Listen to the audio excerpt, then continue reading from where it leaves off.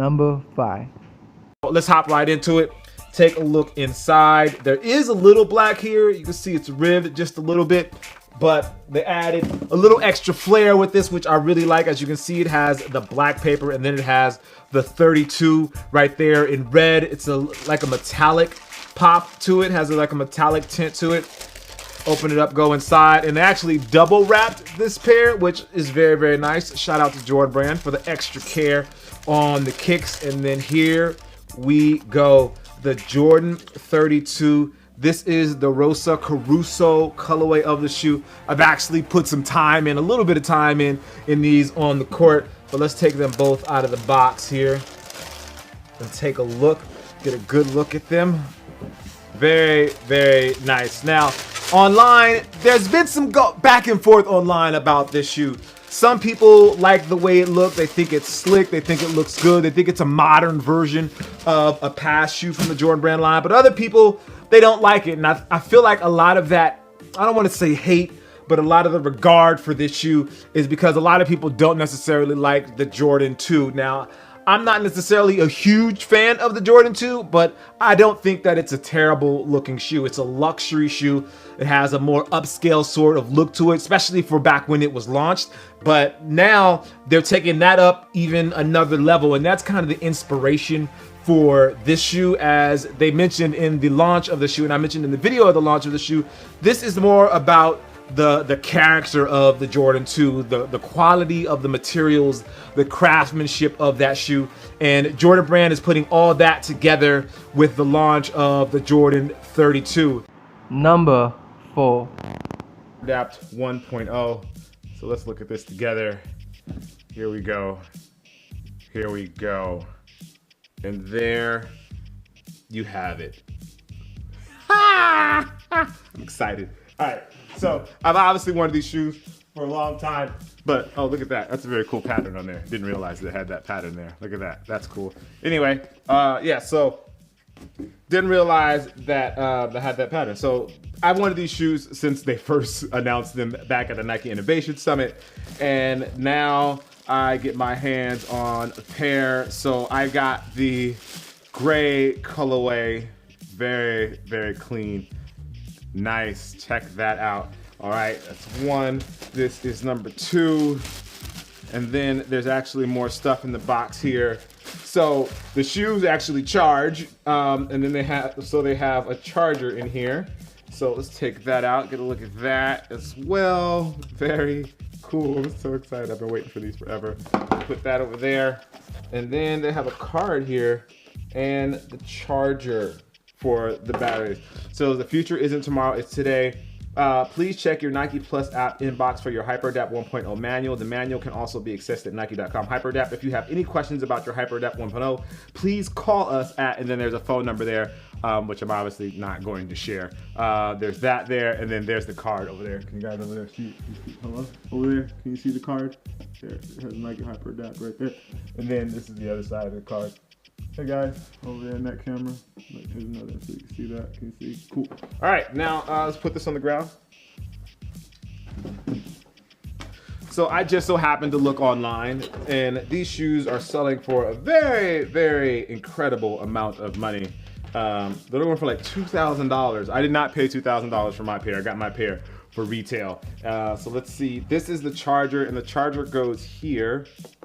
And it's magnetized, so it just sits there, and it actually charges the shoe. I believe the charge should last you for a couple of weeks for the shoes to light up. And now it's time for the magic. It's time for the sound that we've all been waiting for when it comes to these shoes, that magic sound. When you put some weight on the bottom, they actually tighten up.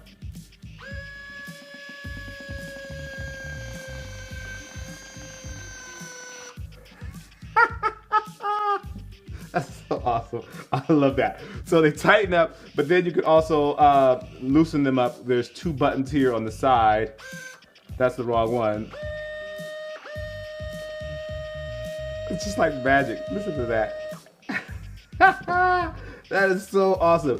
These are my size. These are a size 11, and I bought these because I actually do plan on wearing them. I'm not going to resell them or anything like that. If anything, I'll trade them for the black pair. I kind of want the black pair as well, or I'll try and get a black pair as well. If I can't get a black pair, then I'll just rock these. They actually light up in the back and they light up at the bottom, in case you haven't noticed. So they have a little light right there, and then they have the lights back here in the back to let people know that you actually tighten your shoes or something like that, which is pretty amazing. These are awesome. Really excited about these.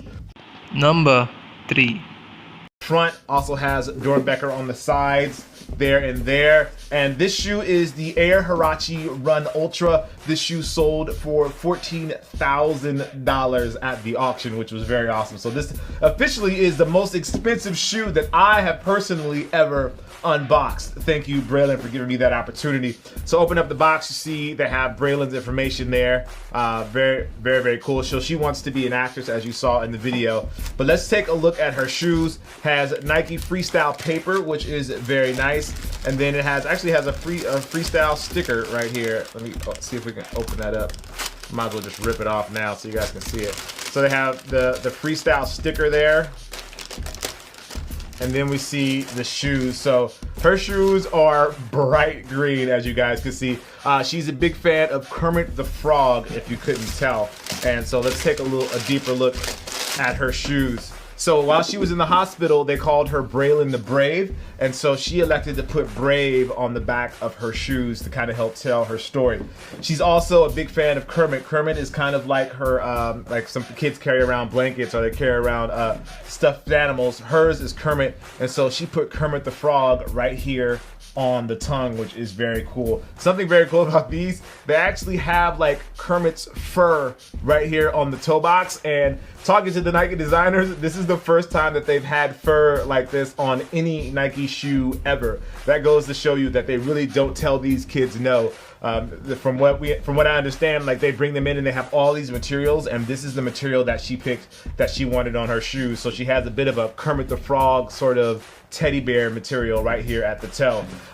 One of the biggest and most touching parts of this shoe are the eyelets. So what Braylon decided to do was to put 6 stars here on the eyelets of the shoe, and at the event in Portland, she had this to say. And on the side, there's 6 stars on each side. And the reason for that is my liver donor. She was a 6-year-old girl and she passed away. I don't know who she is or her parents or her family, but I want them to see this shoe and know that it was meant for their daughter. So I put 6 stars because she's 6 years old and she needed to be in the design. So on that, I just thought it was amazing and very thoughtful way for Braylon to pay back, not even pay back, but to acknowledge the kid that that lost their life, and she ended up being given that child's liver, which is a very big deal for her, obviously. So Number 2. you heard that right, $46,000. I'm bringing you an unboxing of a $46,000 shoe. At least that's what the shoe went for at auction. So this is the Dornbecker Freestyle Collection. I've had the opportunity to bring you guys an exclusive look, and this shoe was designed by a super cool kid by the name of Damien. So Damien has a condition with his blood that it doesn't allow his blood to clot, and that's how he ended up at the Dornbecker Hospital. But besides that, he's also a musician, which is super dope because I'm a musician, and he's also a fan of the Chicago Bulls, which all makes sense with the shoe that he actually designed. Now, with his shoe, he actually had 4 different designs of his shoe, and Nike ended up making 2 of them. This other pair, which I don't have right now, there's only 2 of those pairs in the world, period. They only made 2 of them. But this is the one that's going to go to retail. This is the one that everyone is going to see, and this is the one that auctioned for $46,000. Dornbecker there, has Dornbecker here and the sides of the shoes here, and then it has, I believe, yes, another Dornbecker Freestyle right here. So this collection is created by Nike in collaboration with the Dornbecker Hospital, and proceeds from the shoes goes towards the Dornbecker Hospital, which is obviously a great cause to help these kids and the kids that are sick. So as you can see here, it's Unstoppable Damian Phillips, age 10, and the diagnosis that he has is hemophilia A severe, which you guys heard about in his video. And the shoe that he has is the Air Jordan 7 Retro. So let's take a look at his shoe. Freestyle paper, freestyle sticker, and his shoes are very, very cool. I'll talk a little bit about the inspiration for his design. So let's put that one there. Let's get this one out of the box and put it here. Get these inside.